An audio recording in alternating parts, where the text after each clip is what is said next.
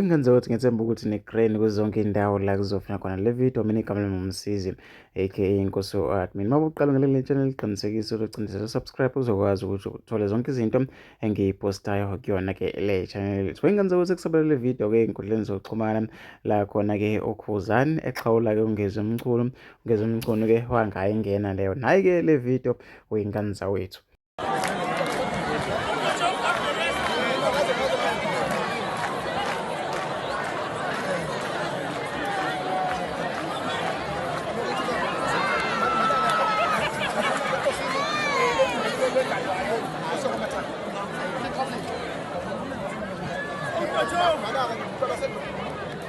Nayi